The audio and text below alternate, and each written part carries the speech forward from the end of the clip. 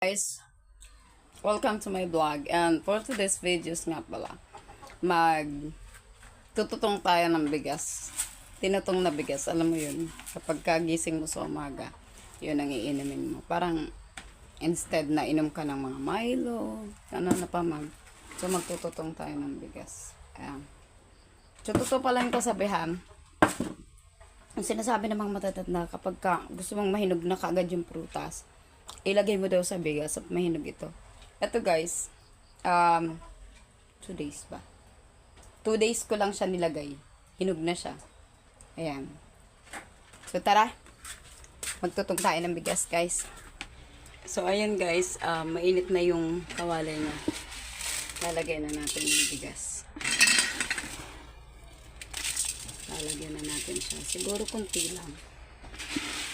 Kunti lang siguro.